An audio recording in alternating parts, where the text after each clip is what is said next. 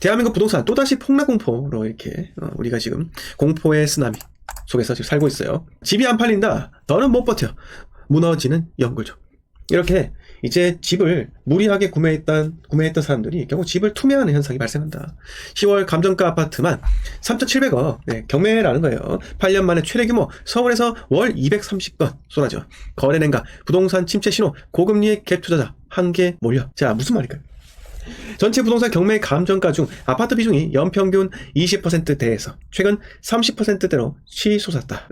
대출을 무리하게 받은 영끌족, 영혼까지 끌어모아 대출 받은 사람들과 시세 차익을 노린 갭 투자자 물건이 대거 경매 시장에 나온 것으로 풀이되었다. 즉 현재 안 좋은 어두운 시기 속에 부동산 경매 건수가 계속 증가한다는 말이에요. 자, 여러분, 경매가 어떤 거예요? 부동산 경매가 무엇입니까? 부동산 경매요. 부동산 경매, 경쟁에서 매매한다. 경쟁에서 매매한다. 자, 우리가 법원에 가면은 경매라고 있어요. 네. 경매 입찰 법원이 또 따로 있습니다. 법원 안에 민사, 형사 여러 가지가 있겠지만 재판장이, 그리고 경매 재판장도 따로 있습니다. 입찰 법정이 따로 있어요. 자, 여기서 우리가 경매에 나온 물건들을 유심히 보면요, 보통 대출을 갚지 못해서 경매가 나오는 것입니다. 자, 대출 주담대 갚지 못해서 나오는 거는 경매고요. 그리고 세금을 체납해서 나오는 건 바로 온비드 공매인 거예요. 두 개는 달라요. 경매는 15% 한번 유찰되면요 15%, 최소 15%에서 어떤 곳은 30%가 저감이 됩니다. 네, 그래서 경매는 인기가 많은데 여러분 이걸 하나 잘 들어주세요.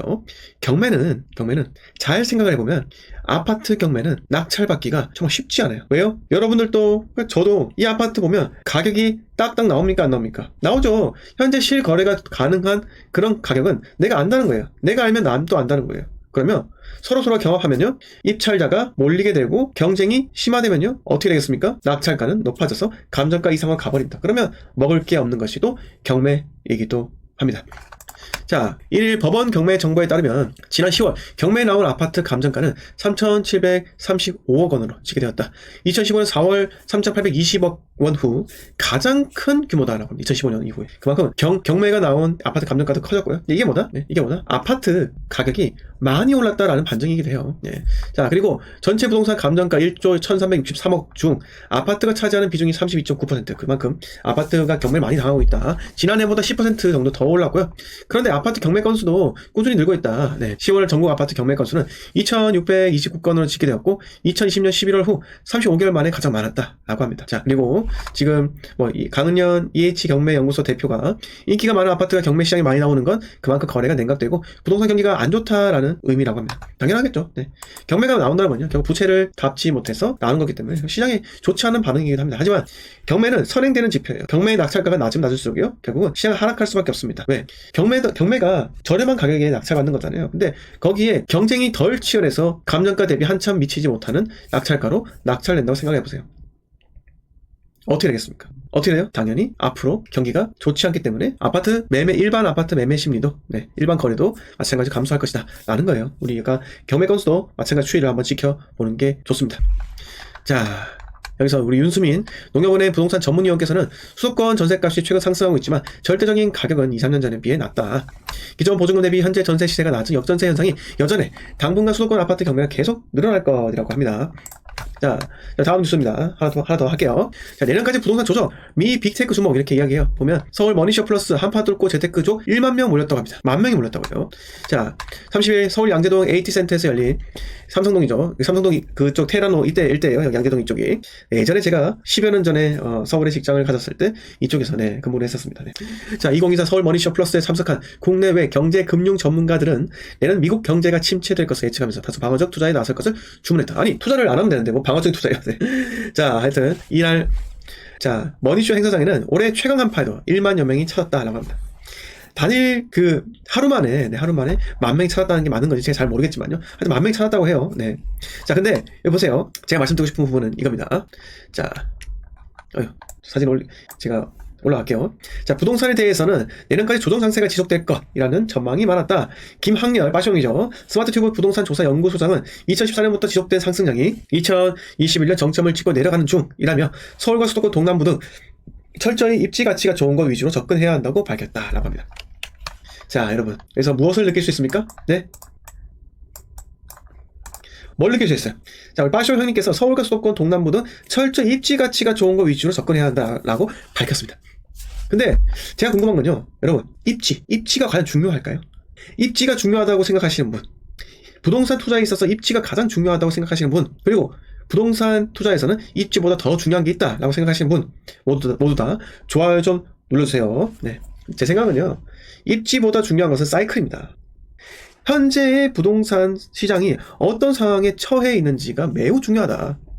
사이클이 훨씬 더 중요하고요. 여러분, 입지 가치가 좋은 곳이면 가격이 떨어지면 안 되는데, 왜 입지 가치가 좋은데도 불구하고 여러분들도 알고 저도 아는 입지 가치가 매우 좋은 음마 아파트, 대치 음마가 왜 30% 하락을 했을까요? 이걸 우리가 생각해 보자고요. 자, 입지 가치가 좋잖아요. 한번 음마, 대치역 바로 앞이에요. 학군 좋다고 난리잖아요. 메가스터디 여기서 공부시킨다고요. 그런데 왜 떨어졌냐고요. 자, 그 옆에 뭐가 있어요? 한티어 근처에 도곡 렉슬 있잖아요. 자, 도곡 렉슬이 41억 찍었다가 29억까지 푹 꺼졌고, 네, 여기서 뭐 훅 올라갔지만 자, 7월달 39억 대비해서 6억이 빠진다고요. 6억.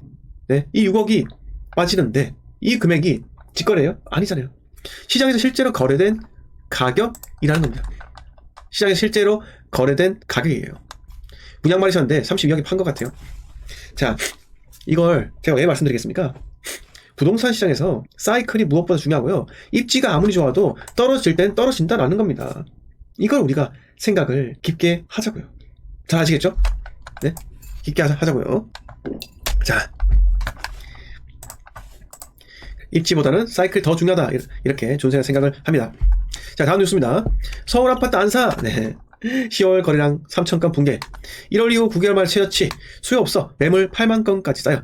강남 인기 대단지 집값도 꺾였다고 합니다. 자, 집값 바로미터로 불리는 강남에서 직전 거래보다 수억 원 깎여 손바뀜 되는 사례가 속출하는 분위기라고 합니다. 네, 속출하는 분위기래요. 자, 지난달 서울 아파트 매매 거래량은 2,313건으로 올해 1월 1,412건 이후 9개월 만에 가장 적었다라고 합니다. 즉, 거래 건수가 이제 감소한다는 거예요. 자, 여러분, 거래량이 감소하는 이유가 뭐예요? 아시는 분 계십니까? 아파트 거래량이 왜 감소할까요? 최근에 거래량이 쭉 성장했잖아요. 증가했잖아요. 그런데 갑자기 거래량이 감소하는 이유가 무엇일까요, 여러분? 거래량이 감소하는 이유는요, 네, 본질적인 이유는 아파트를 사지 않아서예요. 이건 본질적인 이유고요. 최근의 이유는요, 바로 특례 보금자리 대출 폐지죠. 네. 자, 특례 보금자리 대출 중에 일반형이 폐지가 됩니다. 이게 뭐다? 시장의 수요를 또 한 번에 감소를, 네, 주자. 바로 이겁니다. 시장에 또 한 번의 감소, 충격파를 주자. 그러면 감소하게 되어 있어요. 사람들이 놀래서 집을 살 수가 없거든요. 또는 집을 살 수 있는 여력은 되지만 너무 많이 올랐는데 바닥 대비, 이렇게 해서 사는 것을 주저하는 사람들도 증가한다는 거예요. 증가했다는 거겠죠. 서울 아파트 매물은 하염없이 쌓여만 가고 있다. 아실에 해당 수치를 집계한 2020년 12월 이후 최대치를 기록하게 됐다. 여러분, 제가 괜한 소리 하겠습니까? 네? 다시 이야기하겠지만, 서울 거래량 이렇게 해서 올라갔다가, 네, 떨어집니다. 지금 이제 2,300여 건인 거고요. 네. 거래량 연초보다 회복은 했지만요, 다시 떨어지고 있고, 사람들이 집을 사지 않는 본질적인 이유가 뭐라고요? 집값이 너무 많이 올랐다. 비싸다. 비싸면 사지 않는 게 바로 인간의 심리라는 겁니다. 자, 사례를 이야기 드릴게요. 지금 서초구 반포도 레미안 원베일리 전용 84제곱미터가 16일 38억 5천만 원에 손바뀜 되었는데, 자, 9월 가장 높은 가격인 43억 원 대비 4억 5천만 원 낮은 값이라고 합니다. 자, 레미안 원베일리가 이렇게 떨어졌고요. 네, 그리고 우리 합수형님께서는, 자, 내년 1분기까지 현재와 같은 약보합 장세가 이어질 것. 하지만 내년 2분기 이후 금리가 인하되고 경기 침체 우려가 어느 정도 해소되면 입주 물량 감소에 따른 전세값 상승이 집값을 밀어올리는 등 상승 요인이 커져 내년 연말쯤에는 소폭 상승할 것으로 예상한다라고 하셨습니다. 근데 여러분, 이분께서 이렇게 예측하셨잖아요. 이렇게 예측하셨는데 우리가 집을 사야 할까요? 특히 서울요. 네, 전세값이 매매가를 밀어올리는 데가 바로. 근데 여러분, 잘 한번 생각해보세요. 자, 도곡 렉슬, 네, 전세가율이 얼마입니까? 51%예요. 내년도에 전세가 소폭 오른 데에서 매매가를 밀어올릴 수 있을 것 같으세요? 그렇게 생각하시는 분 좋아요 눌러주세요. 그렇게 생각하지 않으시는 분들도 좋아요 좀 눌러주세요. 자, 전세가가 매매가 밀어올리기 위해서는요, 이 정도의 전세가율이 있어야 돼요. 이거 보세요. 갭 2억 7천에 갭 2억 7천이에요. 82%. 이 정도의 에너지가 쌓이는데 얼마 걸려요? 4년 2개월입니다. 자, 보세요. 2011년도 5월부터 해서 하락을 합니다. 36%가 빠져요. 그리고 매매가가 있죠. 하락하고 나서 바닥을 다지면서 4년 2개월 동안 매매가가 21% 올라갑니다. 바닥 대비해서. 왔다 갔다 하는 거죠.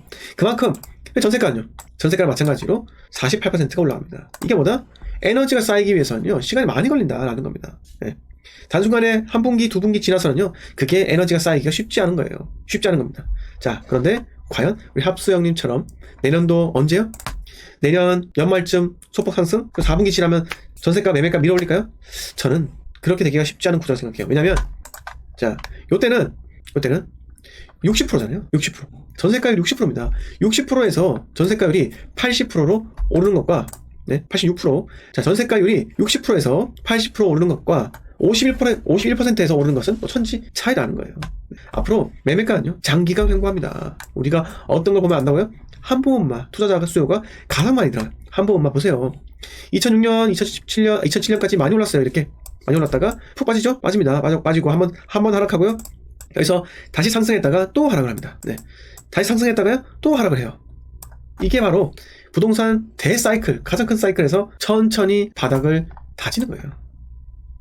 바닥을 다지면서 여기는 어차피 전세가가 작기 때문에 이 한보험만은 투자적 수요로 움직이지 전세가로 밀어올리는 아파트는 또 아니다 라는 겁니다. 자, 이제 뉴스 얼마 남지 않았습니다. 네, 그래서 자, 레벨 원밸리 보면은 23년 9월달에 43억 거래가 되었고요. 자, 23년 11월달에 38억 5천 이렇게 거래가 되었습니다. 자, 물점 보고 갈게요. 자, 송파구 신천동 파크리오 21억 7천에 올 10월달에 거래가 되었는데요. 자, 11월달 되니까 19억 2천, 2억 5천이 날아가 버린다. 층수도 얼마 차이 안 나죠? 층수도 얼마 차이 안 나요. 이게 뭐다? 시장의 심리가 매우 얼어붙었다. 뭐 때문에? 특례 보금자리 대출이 범인입니다. 네, 하여튼 여러분, 제가 이렇게 오늘 몇 개 뉴스로 대한민국 부동산 또다시 폭락공포에 휩싸이다 이렇게 해서 주제로 말씀을 드리는데, 제가 이걸 때문에 부동산 투자하지 마세요라는 이렇게 말도 안 되는 소리를 하고 싶어서 그런 건 아니고요. 우리는 이런 시그널이 왔을 때, 이런 뉴스가 왔을 때, 공포에 휩싸였을 때 뭐다? 부동산을 투자할 수 있는 절호의 찬스다. 그런데 사이클이 가장 중요하기 때문에 아직까지 매매할 타이밍이 맞는 지역과 그렇지 않은 지역, 매매할 타이밍이 맞는 지역은 어딜까요? 지방 광역시, 특히 대구죠. 그리고 절대로 매수하면 안 될 곳, 서울과 수도권이라는 것을 말씀을 드리고 싶었습니다.